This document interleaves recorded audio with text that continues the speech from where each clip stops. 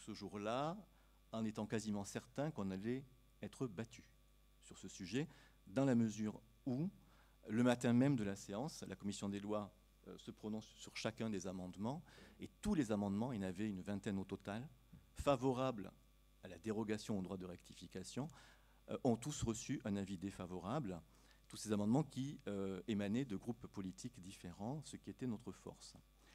En dépit de cela, la commission a maintenu sa position, et la commission et la rapporteure, évidemment, appartiennent au groupe majoritaire. La rapporteure est du groupe majoritaire. Donc, arithmétiquement, nous devions perdre le soir même.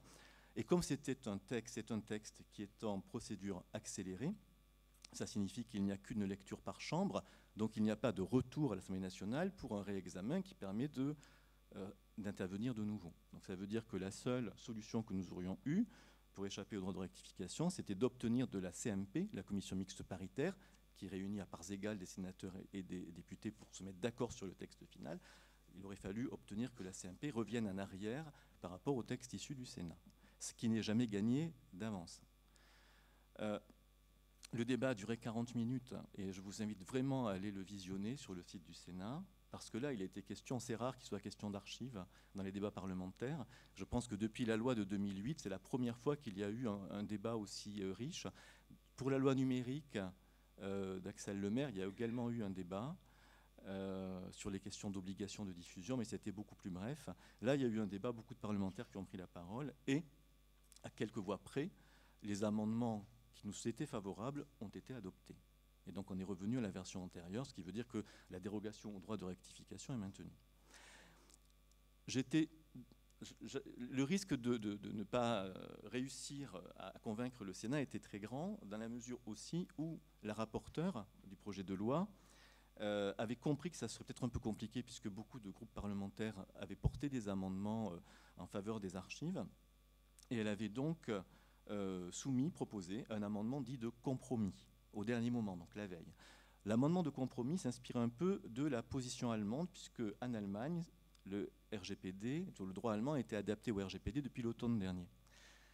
Et le droit allemand, d'une part, qui autorise la pseudonymisation, ce que nous avons exclu, j'y reviendrai, prévoyait aussi qu'il puisse y avoir une rectification par introduction dans les dossiers des demandes de rectification émanant des personnes concernées. C'est-à-dire qu'on ne modifie pas le document lui-même, mais on rajoute dans le dossier des pièces nouvelles, notamment les courriers qui nous sont envoyés par des personnes concernées qui mentionnent une erreur, une inexactitude. Nous, on ne souhaitait pas en arriver à cette solution-là. L'amendement prévoyait aussi, en fait, il y avait deux options. C'est soit on rajoute un document dans le dossier, soit on inscrit dans la marge la rectification, un petit peu comme sur un acte d'état civil, sauf que pour les actes d'état civil, c'est validé par le ministère de la Justice, ça passe pour le procureur de la République, il y a une procédure particulière. Donc, évidemment, pour nous, ce n'était pas un compromis acceptable, mais le fait qu'il y ait un amendement de compromis pouvait faire basculer le Sénat dans le camp de la rapporteure. Parce que quand on interroge les gens dans la rue, ils peuvent se dire c'est normal de rectifier s'il y a une erreur, même sur des documents anciens. Ce qui veut dire que notre doctrine, notre philosophie, elle nous paraît évidente, mais elle n'est peut-être pas si évidente que ça pour tout le monde. D'où l'effort de pédagogie qu'il va falloir faire, parce que là, on est sur des dérogations. On sait très bien que les dérogations sont régulièrement réévaluées. Donc le sujet apparaîtra de nouveau dans 5 ans ou dans 10 ans. Alors, ces dérogations, elles ne sont pas accordées sans contrepartie. En effet, comme cela a été dit précédemment, ce n'est pas un chèque en blanc et il y a des conditions et garanties appropriées prévues par le RGPD. La pseudonymisation étant suggérée dans le RGPD, l'article 89, comme une condition et garantie appropriée aux dérogations pour les traitements des fins archivistiques dans l'intérêt public.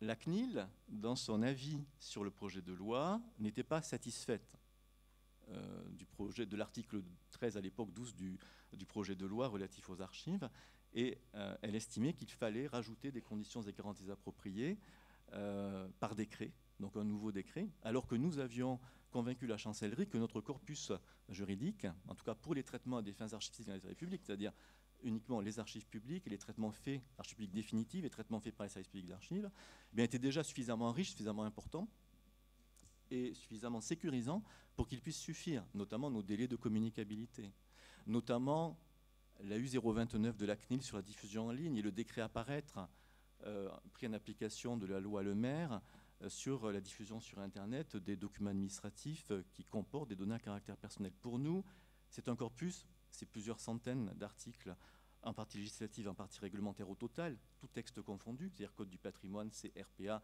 et une myriade d'autres textes. Pour nous, c'est suffisant, ça apporte suffisamment de garanties. Ça n'a pas convaincu le rapporteur également de la commission des lois qui, là aussi, avait réintroduit ce décret, donc une nouvelle couche de droit et de nouvelles complexités dans la mise en œuvre de nos traitements à des fins archivistiques. Dans la foulée de l'adoption des amendements sur le droit de rectification, nous avons obtenu également l'adoption des amendements portés par des sénateurs amis pour revenir à la version antérieure, c'est-à-dire estimant que le corpus juridique normatif existant apportait les conditions et garanties appropriées, constituait les conditions et garanties appropriées et en nous épargnant un nouveau décret à rédiger. Voilà, donc pour les services publics d'archives, pour les archives définitives, en fait, le résultat, ça y est, il y a la CAP qui va se réunir dans quelques semaines. Le texte, on sait à quoi il va ressembler. C'est-à-dire qu'il ressemble à peu près, pour l'article 12, à la version issue du Sénat. Donc on peut être rassuré, c'est-à-dire qu'on échappe au droit de rectification. On a nos dérogations optionnelles, ce qui ne sera sûrement pas le cas de tous les États européens. Et on aura comme conditions et garanties appropriées l'ensemble de notre corpus normatif existant, à charge pour nous de l'appliquer de manière hyper rigoureuse. C'est-à-dire, quand je dis que ce n'est pas un chèque en blanc, c'est qu'il y aura un examen du fonctionnement des services d'archives, et notamment le décret sur la diffusion sur Internet des documents administratifs comportant des données à caractère personnel devra être appliqué strictement. C'est-à-dire qu'il n'y a pas de marge de manœuvre. On ne va pas se dire, mais oui, il n'y a pas beaucoup de risques, on fait. C'est-à-dire qu'on a obtenu des dérogations au droit à l'oubli, au droit de rectification, au droit à la limitation, etc. C'est des dérogations qui sont considérées